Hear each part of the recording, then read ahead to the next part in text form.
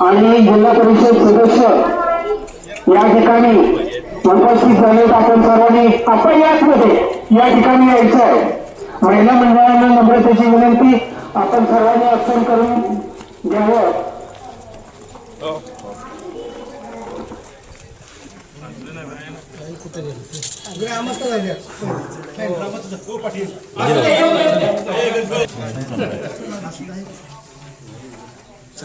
गोव्यावर ना आम्ही सकाळी नको आपण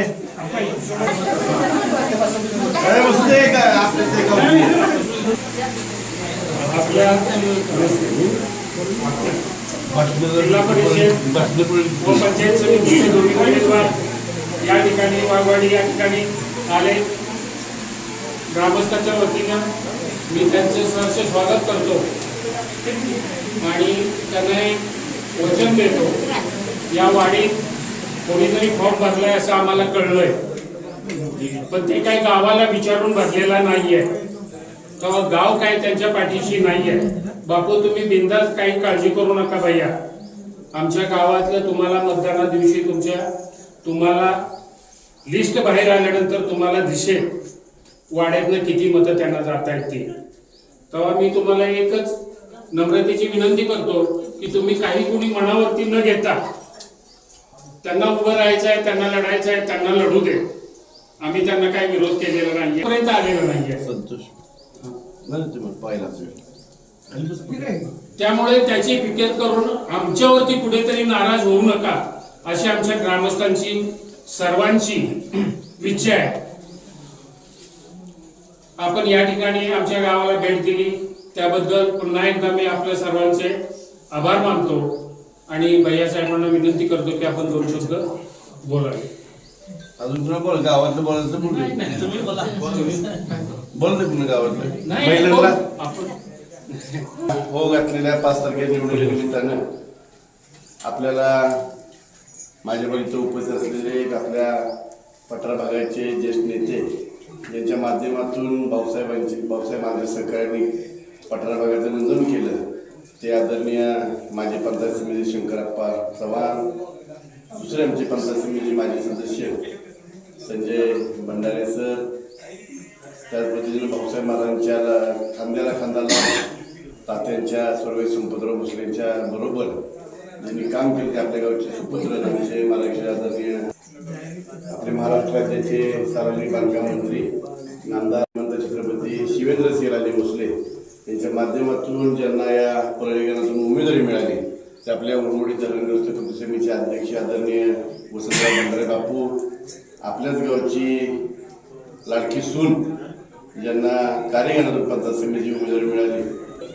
सर्व गावातली पलीकडे बरीच माणसं बाबू टीव्हीकडे येते ती एका जागेवर गावातली सर्व प्रमुख मंडळी, सर्व माझ्या माता भगिनी, सर्व मित्र बंधू आणि भगिनींना गणपतीचं मंदिर तसं पाहिलं तर भाऊ सगळ्यात पहिलं गणपतीचं मंदिर आपलं आहे. या गणपतीच्या मंदिरात आपण सर्वजण या निमित्त एकत्र आलोय. इथे कार्यक्रम चाललाय.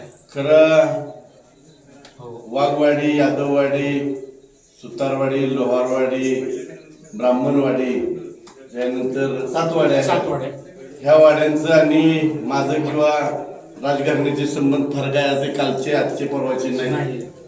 ज्या वेळेला पहिल्यांदा पूर्वी आमदार निधीतून आमदार पाणी पुरवठ्याला पैसे होते त्याच्यामध्ये 14 लाख फक्त रस्त्यासाठी द्यायचे, परंतु या कायमस्वरूपी या गावांचा बजरंग पवारांचा पाण्याचा प्रश्न मिटावा म्हणून पहिल्यांदा सुरुवातीला पांघऱ्यावरून त्यावेळेला आमदार निधीतून 14 लाख रुपये देऊन पहिल्यांदा विकासाचं काम हे भाऊसाहेब महाराजांनी या वाड्यातनं सुरू केलं होतं. आणि त्यावेळेला लोकांना माहिती झालं की पांघरला पाणी आहे. शोध काय फक्त तुम्ही लावला. त्यानंतर पांघरला पाणी सगळ्यांना माहिती झालं. मग सज्जनगडावर गेलं, मग कारीला गेलं, मग बाईंच्या तिकडे गेलं, परत बऱ्याच बनगरला गेलं. पण सुरुवातीला भाऊसाहेब महाराजांच्या माध्यमातून खऱ्या अर्थानं डोंगरावरनं ग्रॅव्हिटीनं पाणी कसं आणायचं ज्वलंत उदाहरण म्हणजे आपल्या वाड्या. आणि वाड्यांच्या बाबतीत पूर्वीकर भाऊ परळी आणि वाड्यांचं मतदान एकत्र होतं. आता मतदान वेगळं आहे, वाड्यांचं वेगळं आहे, परळीचं वेगळं आहे. पूर्वी मतदान विरोधात की थोडीफार गेली की परळीवाल्याने म्हणायचं वाड्याकडे गेलं, वाड्यावाले म्हणजे परळीचं गेलं. आता हा सूर्य हा जे आहे, आता आपलं मतदान केंद्र वेगळं आहे. आणि चुकीच्या माणसांच्या पुढे आपण मतदान एखादं देऊन आपल्या गावचं नुकसान करून घ्यायचं काम आपल्या हातनं होऊ नये एवढी या गणपती साक्षीने आपल्याला मी विनंती करतो. विकासाच्या बाबतीत म्हणलं तर आपण बघतोय सगळीकडे भावा मी फिरतो, तुम्ही गोव्याला गेला होता की भंडारे सर कुठल्या गावात काय विकास झाला नाही असं कोण म्हणत नाही आणि कोण कामं बी सांगत नाही. त्यांना माहिती आहे गेल्या 20 वर्षात आदरणीय बाबांच्या माध्यमातून सगळ्यात झुकतं माप ह्या परळी भागाला मिळालं आहे. आणि आता एक समाधान आहे आपल्याला. पूर्वी आपल्याला दुसऱ्याकडनं मागून घ्यायला लागायचं, आता द्यायचं काम आपल्याकडे. सार्वजनिक बांधकाम मंत्री आता त्यांनी सही केली, काम मंजूर शोभत आहे. तुम्ही तर नशीबच घेऊन आलाय, त्यामुळे तुमच्या हातनं सगळी काम होणार आहे. त्यामुळं त्यांनी सही केली की काम मंजूर. त्यामुळे ही या साती वाड्यांचं विकासाची जबाबदारी ही आदरणीय बाबांच्या माध्यमातून आमचे उमेदवार इथं बापू आहेत हे नक्की पार पाडतील अशी खात्री या कार्याच्या निमित्तानं देतो. संतोषनं सांगितलं आंतरिक काँग्रेस संतोष काळजी करू नको, महाराज मंत्री आहेत. आपलं पाईपलाईनचं काम पूर्ण झाले का? आता पाईपलाईनचं काम पूर्ण झालं की मी इथं नुसत्या वाड्यांचंच नाही तर संपूर्ण परळी भागातले अंतर्गत रस्ते शोभाच्या गावात असा रस्ता केलाय त्या पद्धतीचे कॉम्प्लेक्स सगळे त्या भागातले सगळे करणार आहे. त्यामुळे त्या 5 तारखेला आपली जबाबदारी आहे की बाबांनी विश्वास आमच्या तिघांच्यावर टाकलेला आहे. आपल्या गावचा विजयात सिंहाचा वाटा असावा. वाड्यावर भाऊसाहेब महाराजांनी प्रयत्न केले पाटील. त्यामुळे भाऊसाहेब महाराजांच्या विश्वासाला पात्र ठेवून आपल्या गावचं सर्व मतदान हे कमळ या चिन्हापुढचं बटन दाबून द्यावं. प्रत्येक गावचं मतदान आपल्याला कळणार आहे. कुठल्या गावात कमी मतदान झालं की लगेच परळीची म्हणणार गजानन कोटे तुम्हाला भाव तुमच्यातली गेली. ज्या वेळेला परळीतली 4-2 गेली चालते पण वाड्यातलं एकही मतदान जाता कामा नाही. आणि विकासाची जबाबदारी तुम्ही आमच्या तिघांच्यावर सोपवा. वाड्यांचा राहिलेला सगळा विकास हा 100% पुढच्या वर्षाला पूर्ण केला जाईल. आपण आता या रस्त्याचं काम सुरू करतोय. त्यानंतर भाऊंची मागणी आहे, भाऊ त्याला नावच देणार मी बजरंग पवार रस्ता. मानखिंडचा जो रस्ता करायचा ना त्याला नावच देणार बजरंग पवारांचा रस्ता म्हणून. त्या मानखिंडच्या आता काय करायचं नाही, पूर्वी आपल्याला मंजुरी मागायची, भाऊ निवडणूक झाली की काम सुरू करतो. आपला शब्द आहे गणपती साक्षीने आपल्याला निवडणूक झाली आचारसंहिता संपली की या रस्त्याचं काम सुरू करणार आपण.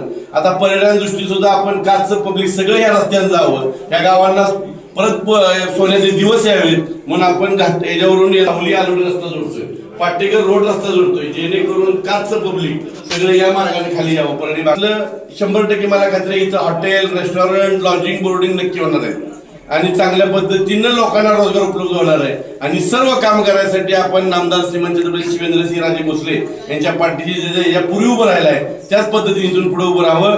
आपल्या गावचा कोण उमेदवार आहे, भाऊ काय काय आम्हाला माहिती नाही आणि तुम्हालाही माहित नाही, गावाला काही विचारलं नाही. ती कसे असतात उमेदवार आपल्याला माहिती नाही, त्यांचा विचार करायचा नाही. त्यांच्या गावासाठी हित काय, आपण त्याला उपसरपंच पण केलं होतं.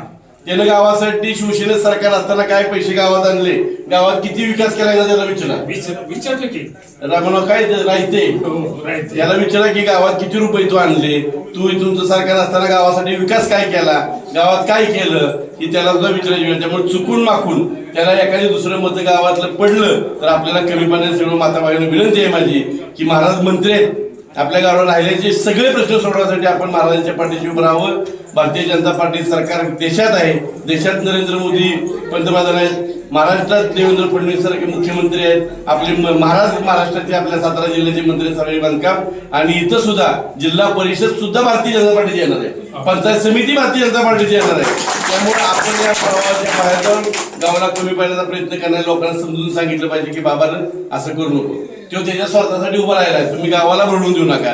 त्यामुळे आपल्या वाड्यातलं सगळं मतदान हे भारतीय जनता पार्टीचे उमेदवार आदरणीय वसंतराव बापू भंडारे आणि मी स्वतः राजू भोसले यांना द्यावं एवढी विनंती करतो आणि थांबतो. जय हिंद जय